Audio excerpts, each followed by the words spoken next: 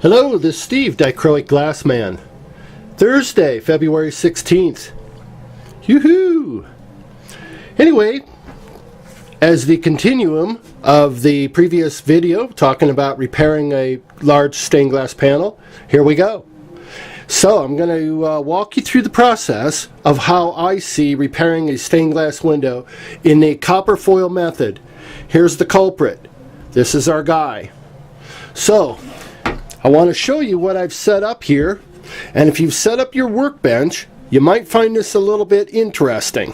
When you do your workbench top, what I did is I have a lip, an area down here that's approximately 4 inches, 4.5 inches, and I utilized a screw for 2 boards. Now, 1 screw is going to be plenty. And here's what this little contraption is all about. Sticks out about, I'm going to say 16 inches. And it varies for your needs on whether what this length is going to be. But let's talk about what we got here. I used 3/4 inch pine with a set screw, well, a wood screw, and I screwed it from underneath. So it doesn't matter if it does this. It's pretty darn strong this way. And I also kept another board. You see, it's pretty good strength. Here's the reason why. I've got a panel that's 36 inch. My piece to repair is towards the middle.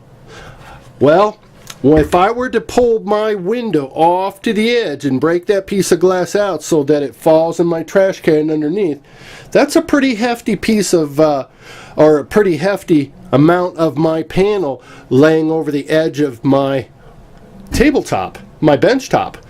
And in the past, folks, I have broke my stained glass panel in that process. Yep. Anything that I describe to do and not to do, I've done myself. So this is why it's a perfect opportunity to show you what I've discovered along the way. I did keep this is 3/4 inch pine, and this is 3/4 inch particle board top to my bench top. And I kept a spare board around. Here's what I'm going to do. Let's go back and talk about this this towel sitting underneath here.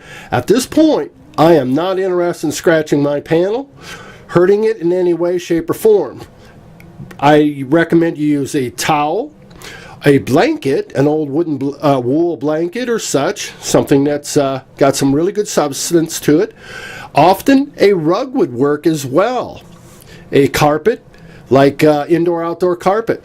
You're not going to solder on it, so this is not the danger. We just want a nice pad. Now, if I were to turn this window upside down, I've got jewels. I don't want this on a flat tabletop bench, because if I ever press down, cutting or otherwise, I have also broke my panel where it went straight across, path of least resistance. Utilize a blanket, a towel, a rug, or some form of pad. Even carpet padding works ideal. So, I'm going to pull my panel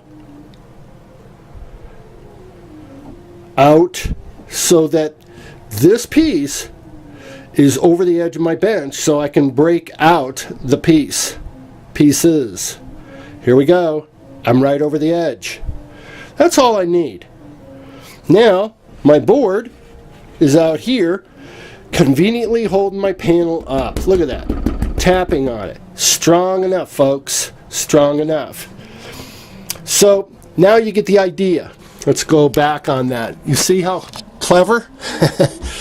So I've got my little boards here. I'm going to take them off when this process is over. I don't want them sticking out and bumping into them. And besides, there's no need. And I might not do this again for 6 months.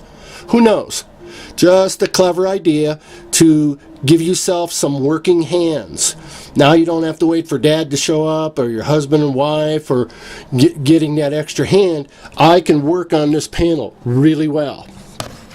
Off to the side here on a piece of cardboard, let's bring it over here. On a piece of cardboard, newspaper works, any multitude of other items work. And what I want to say is we don't want anything scratching this top. Our bevels are Dichro or anything else. smudging, what have you.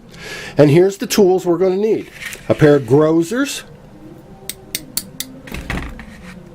a glass cutter, and I prefer the Toyo brass handle. This is called an X-Acto knife. We're going to need that. Flux, and all I use is Canfield flux. It's the best there is. For copper foil, I only use flux paste, that is.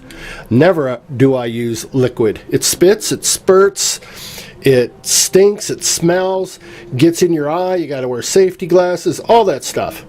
I have no need to have any of that, so I use paste flux. I also use a paste flux brush. I may or may not use the solder, but it's my stand. I've got my soldering iron all ready to rock and roll. I'm going to put it over here. So these are the tools. This is the whole list of things I'm going to utilize in order to cut and break this out. I will set up the tripod, and then I'll work two-handed and show you the process. So at this point, this is everything I'm going to need to repair the window. I'm really happy that the panel is stable. That's pretty good. Tapping it and such, you don't see it flexing and bowing. And again, you can always unscrew these after this process is over with. That way, you're totally independent, you don't need anybody's help, and you're ready to rock and roll. Because once we break this glass out of this cavity, I want it to drop directly below in that trash can. So, that's our setup. The next video, we're going to go to work. Bye-bye.